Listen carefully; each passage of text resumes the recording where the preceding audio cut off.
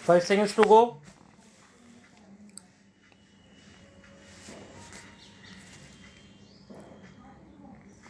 Start. Honorable Speaker, before I commence part A of the budget, I want to take a moment to acknowledge how isolating and distancing seemed like insurmountable challenges for a country like ours that has people coming together in times of crisis. It hurt us in many ways.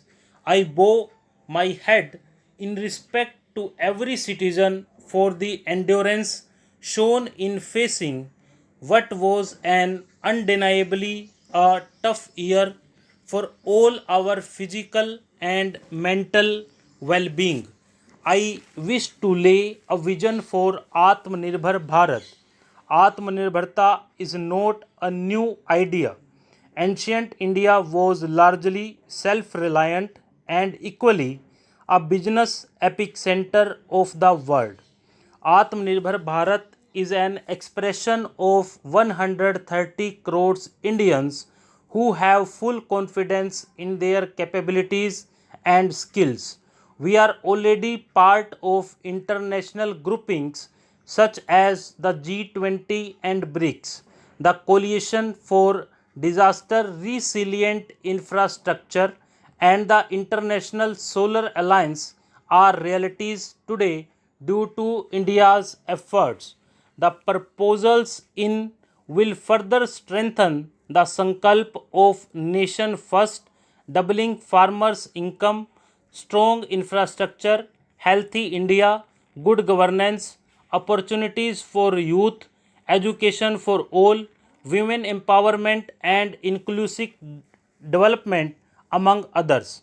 Additionally, also on the path to fast implementation are the 13 promises we had made in the budget of 2015-16, which were to materialize during the Amrit Mahotsav of 2022 on the 75th year of our independence.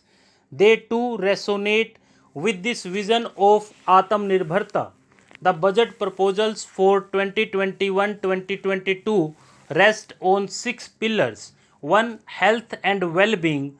Even at the outset, I would like to say that the investment on health infrastructure in this budget has increased substantially. Progressively, as institutions absorb more, we shall commit more. Taking a holistic approach to health, we focus on strengthening three areas: preventive, curative, and well being. A new centrally sponsored scheme, PM Atmanirbhar Swasth Bharat Yojana, will be launched with an outlay of about rupees 64,000 crores over 6 years.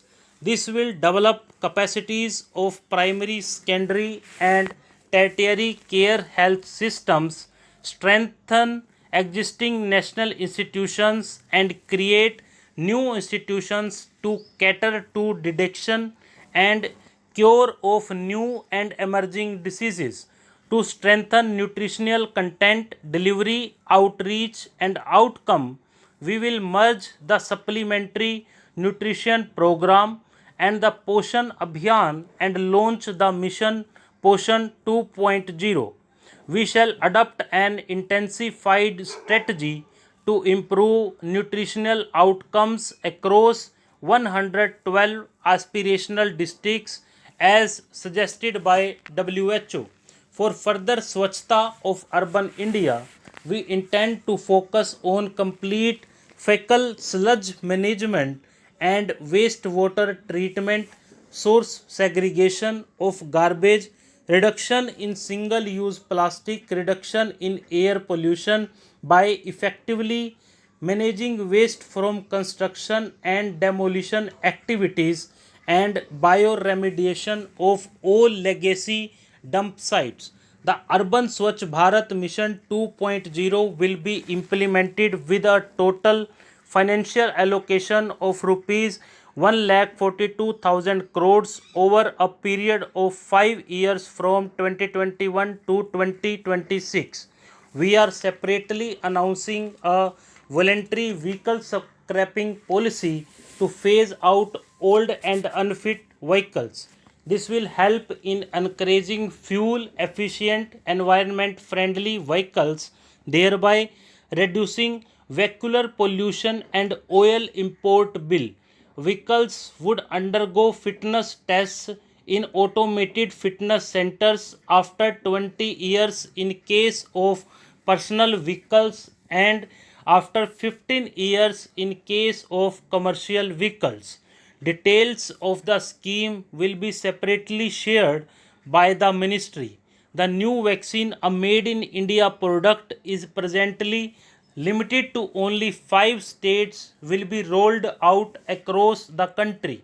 This will avert more than 50,000 child deaths annually. I have provided rupees 35,000 crores for COVID-19 vaccine in BE 2021-2022. I am committed to provide further funds if required. The budget outlay for health and well-being is rupees 2,24,000 crores in BE 2021-2022 as against this year's BE of rupees 95,000 crores, an increase of 137%. Second, physical and financial capital and infrastructure.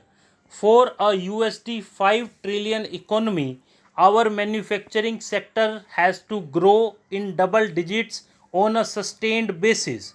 Our manufacturing companies need to become an integral part of global supply chains, possess core competence and cutting edge technology. To achieve all of the above, production linked schemes to create manufacturing global champions for an Atmanirbhar Bharat have been announced for 13 sectors. For this, the government has committed nearly rupees 1.97 lakh crores over 5 years starting financial year 2021-2022. This initiative will help bring scale and size in key sectors, create and nurture global champions, and provide jobs to our youth. To enable the textile industry to become globally competitive, attract large investments, and boost employment generation, a scheme of mega investment textiles parks will be launched in addition to the PLI scheme. This will create world class infrastructure with plug and play facilities to enable create global champions in exports. 7 textile parks will be established over 3 years. This shall help to increase the textile production in the country in a large way. Stop.